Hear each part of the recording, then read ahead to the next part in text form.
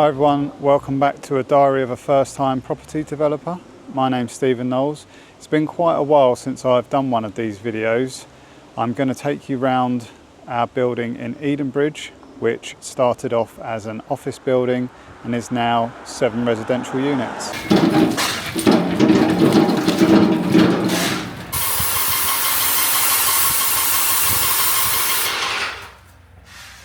Anyway, you can't learn this in a textbook. You've got to do it, you've got to feel it, understand what the steps are.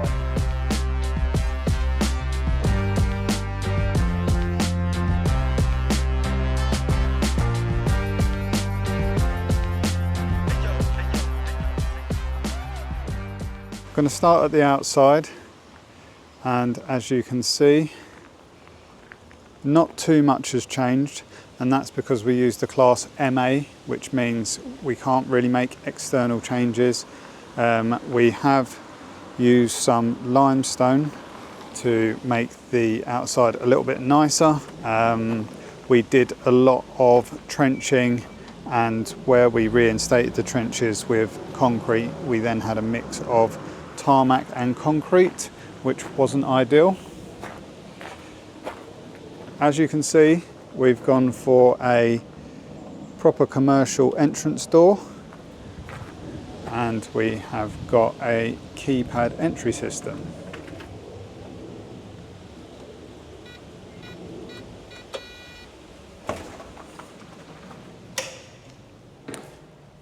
Into the downstairs communal area, we have 4 flats, which are 3 one-bedrooms and 1 two-bedroom. So it's been quite a while since I've done one of these long form videos. That's for a couple of reasons, one of which the build slowed down quite a lot, so therefore the videos became really repetitive. What I'm going to do is a short look around the site, and then some of the things that have happened since the last videos I will talk about. I do have footage, but I will probably do a longer video later. Okay, so that being said, we will have a look around Unit 1. Now, Unit 1 is one of the units where we made quite a large change. So the unit by the sink there was a lot wider previously, which meant that the breakfast bar came out probably the width of the breakfast bar again, so about there, and it would have left no space for living at all. These aren't the biggest flats in the world, so space is a premium. As you can see, you've now got space for a sofa, table, and you will have your TV and bits and pieces on that wall there.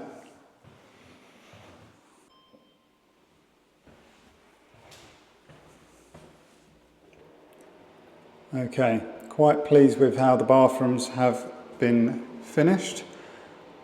I put the fan on just so that you guys can hear. We spent quite a lot of money on buying these Silent 100s. It's got a humidity sensor in it as well. Hopefully it will be picking it up.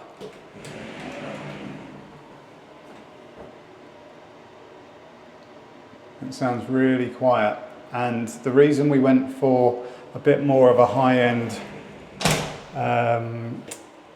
extractor is just because we don't want people turning them off because they are noisy. Obviously we're going to try and rent these, so the last thing we want is damp. The other good thing about them is they are zone 1, so they're within the wet zone, and to do that I think it has a transformer which lowers the voltage, but yeah, really good buy, and we're really pleased with them. The bathroom in general, like I say, very pleased with it. We've got the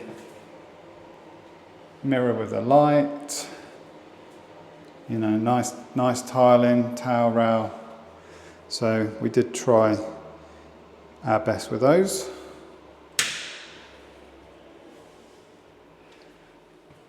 And the bedroom. So the one thing that I think we will do even though hopefully these are rented now, is I think we will put some sort of film on the windows just to mean that people can't see in. And we'll do those sort of things just because we think it's the right thing to do. And it's not going to add any more money for us, but we're going to put our names to them, so we want it to be done properly. So that is Unit 1. Unit 2. So we've got a few different setups, or layouts should I say. Unit 2, 3, 6 and 7 are similar. They're sort of mirrors of each other, but they have the bathrooms as you walk in. These are slightly bigger bathrooms than 5, 1, and then obviously 4 has a slightly different bathroom as well. But again, happy with the bathroom. Slightly bigger shower in here. Now, talking of the showers, these whole flats are electric, and this is the boiler. It's an electric instant water heater, and it will provide enough hot water for the sink, the basin and the shower. And we have tried them and we're really quite impressed.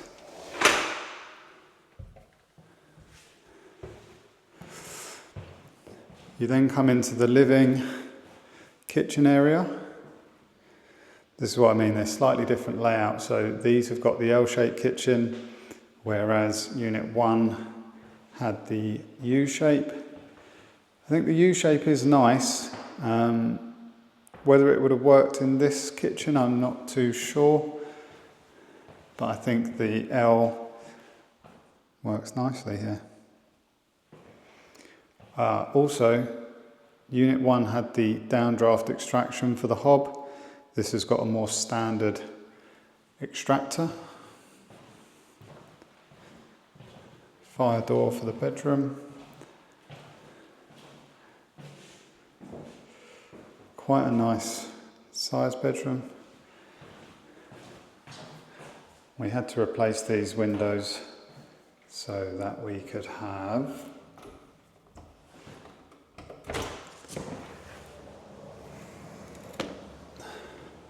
the fire escape. So that gives you a nice big exit in case of any emergencies. So that is Unit 2. Okay, so Unit 3, and like I was saying, Unit 3 is similar, but a mirror of Unit 2. So again, you've got your kitchen. I mean, the placement of things is slightly different, but that was mainly due to what we needed to do for extraction. So this one, the extractor goes out through there. But you've got everything in here, your fridge and your freezer, dishwasher, I would say, there you go, washing machine.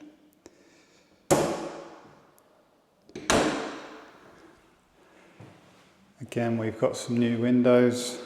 So we had one here and another one there with the escape window. And these bits you're seeing on the wall here, this is underfloor heating. So we've got 2 zones per flat. I'm just thinking whether in the, maybe 3 in the 2-bed. Yeah, so that's your 2 zones. That's Unit 3. Unit 4 is slightly different. Unit 4 is a duplex, so it's got an internal staircase. Again, this is another one where we did actually have the kitchen running in an L shape down to partway through that window, and we decided to replace it with a U shape just to give a more defined space for kitchen and living. So again, if you had your sofa about here, you've got your wall where we've designed you to have your TV and bits and pieces. Bit of a larger cupboard in here. Now this was our first development, and in the drawings the electrics went there. We now think that they should have probably gone on the side, which would have allowed us to have the full use of the cupboard, but these are things that we are learning for next time. You may have noticed that we didn't have an instant hot water heater, and that's because this flat has a bath. Now, the water heaters say that they don't do baths. They can if you do the three phase, and though we've got three phase into the building itself, it's then split out into single phase. Personally, I think that it probably would do a bath. It would just maybe take a little time to warm up. The only bit of carpeting in the building is the stairs in the duplex. Otherwise, we have this wooden floor. This wooden floor is 16mm thick. It's not wood, it's like a composite, and it's got some sound deadening properties included also. So again, every flat has these big windows. This was probably the only flat where the size of the windows, it would have been better if we'd had, say, 2 panels there, and then we could have got some better sized rooms, because this is a second room here, and it's fine. It's not a bad size at all, but again, in an ideal world, the very large master bedroom doesn't quite need to be this big. We've gone for the IKEA's Pax. Again, it's the only one where we have fitted or partly fitted anything, and that gives you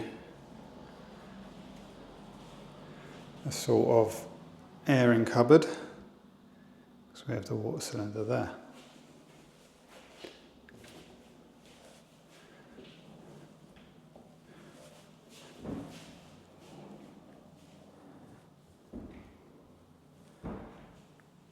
And that's it for our 2-bed duplex. So as we go upstairs, we kept the original floor covering, and that is partly because there's so many regulations around everything being uniform, and it would have just been an absolute nightmare to change. And also, it's not the worst condition, so we kept that. And here we have done cap and coving in the communal area. We've done that because hopefully it's going to be hard wearing, and that's basically what we need for the communal area, something hard wearing and easy to clean. Unit 5, lots of people have said is their favourite unit, similar to Unit 1, but it is quite a bit bigger, and that is because, keys dropping, that is because that space over there would all be the communal area downstairs. So Unit 1 probably starts from about here and then has to fit everything else in, whereas Unit 5 has all of this extra space. And they also have quite a big internal cupboard as well, with all of their bits and pieces to run the water and electric. One thing while we're in here, every flat has got a stopcock and a drain off, and also a way to adjust the flow. And I think that was sort of put in because we were not too sure about these boilers, but they've all worked fine. Also in the communal, there's another stopcock and drain off there, and also there's a way to turn the water off outside. So we've got sort of 3 levels to it, inside the flat, in the communal and outside. Again, all of the flats have got their fridge and freezer. Trying to remember now.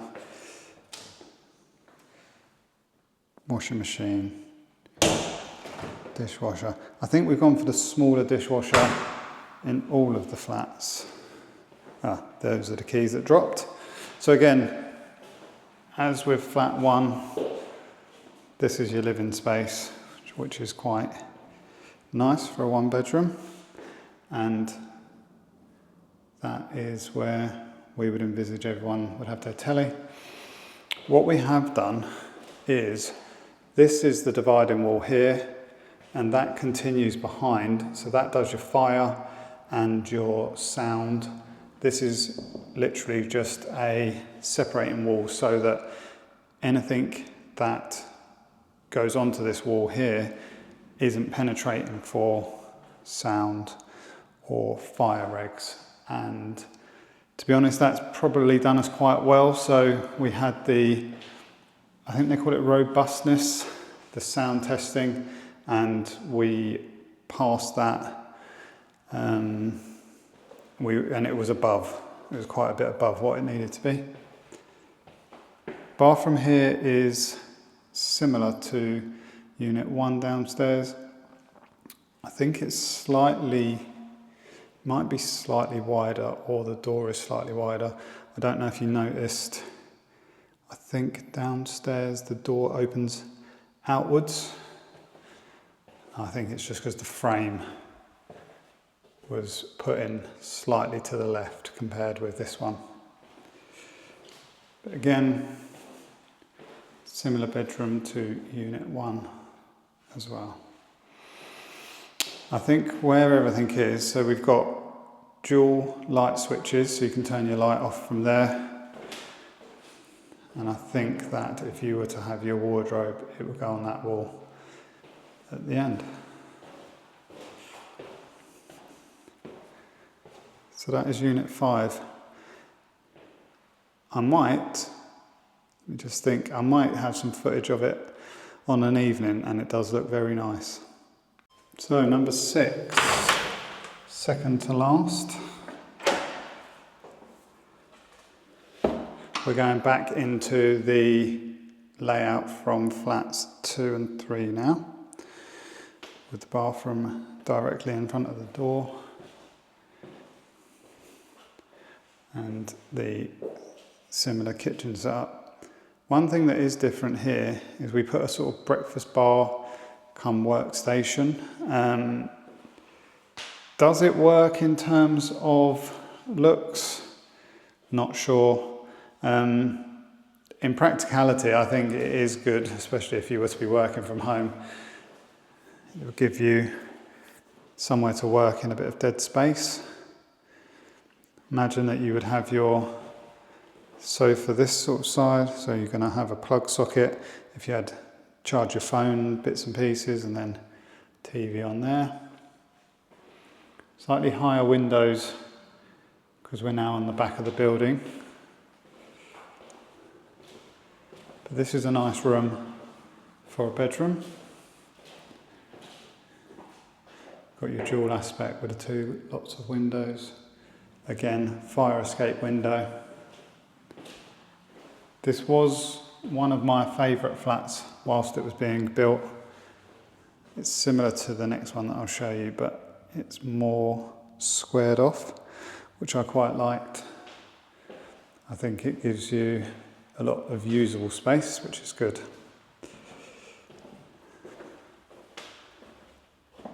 So that is Unit 6 of 7.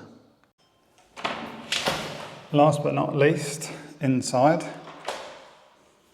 we have got Unit 7.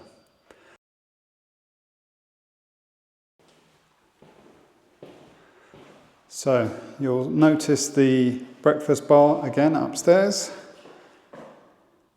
and this is a similar flat to Unit 3, but Unit 3 does not have the breakfast bar.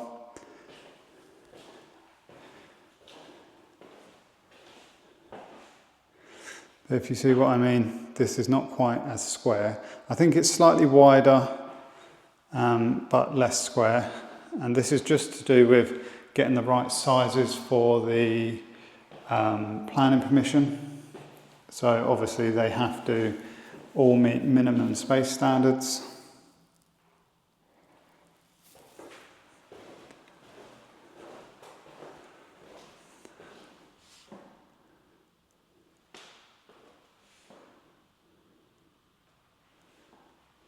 Right, that is Unit 7.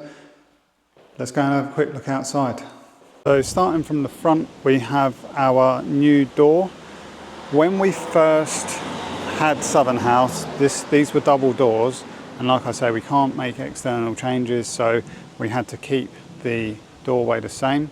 What we have done though is just blanked off the left-hand side because that space was needed to make Unit 1 the correct size again for the planning permission. We had to redo the step because when the flooring in the communal was taken out, someone got a little bit too excited and took everything out. So other things you can see here, we have some vents for the extractors. So we've got a low level extractor in Unit 1 there, and other bits that we did, the pipe at the front there, that caters for Unit 5 sink, Unit 1 sink, and I think also this had no drainage, this canopy had no drainage, so we have put a bit of a drain in there, and that also goes through that pipe there. We've got some outside lights now. They only come on at night, but they do work. This one has been hit by the temporary scaffolding, so we had the guys repaint all of the windowsills, add some hardener, just try and get a little bit more life out of them. Another thing we've done is we've got our sky up there and our TV aerial and bits and pieces. We have got all of the cables for that running down here. They then run under the ground and in under the Southern House sign. Basically, we've run cables from there then into all of the flats so people can just plug directly in and there'll be no cables running all through the building. One of the other major things we did was we had to get a new electric and a new water supply. So we have 3-phase coming from the start of the driveway there. We then trenched to here and put this cabinet in. So there's 3-phase to here. It also runs 3-phase along where we've trenched all the way again to the Southern House sign and in, and then we have a rye-fill board and they're split out into single phase for each flat. That kind of brings us on to the floor covering. So where we have the tarmac and the cement, concrete, we looked at all different types of coverings, and to be honest, the cost of having the whole area, I think the area is about 300 and something square meters, so having it tarmacked or something was a bit prohibitive for cost reasons. The other thing we had to do, which I've got quite a bit of footage of, and I will do a video on it, was we had to get new water. So those are where our meters go, under there. Just cover it over with a bit of gravel. Basically, because we are on a private road, we got to the point of connecting the water and we were told that we needed to have a BAPA agreement and it would take 6 months. So instead of doing that, we dug a very big hole here. If you can see, that's the second story of the house behind us. So we had to dig down to the road level and then a metre below that from our starting point. We then mulled in and bought a large bore water pipe in, and then those manifolds that I just showed you where the meters go, they split out into 7, and then the 7 run all the way in the trench that we dug all the way up here.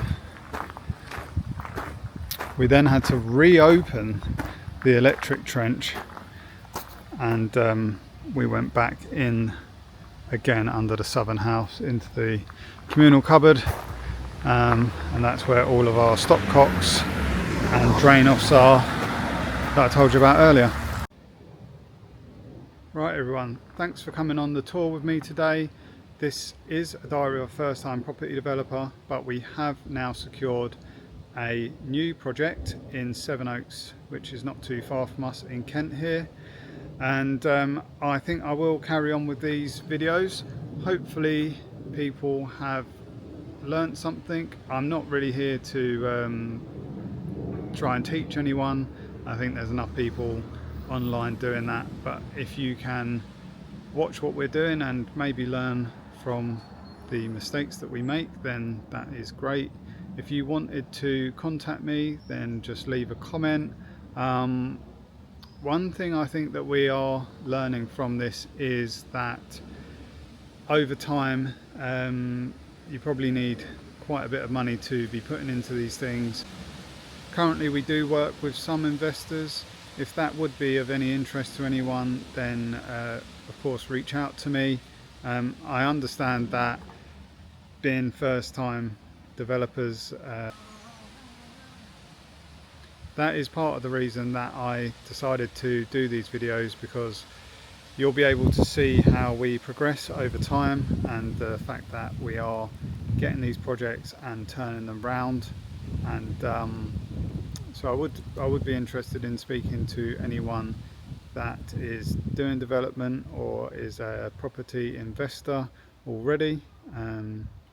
Either message me in the comments or you can find me Stephen Knowles Property on Instagram.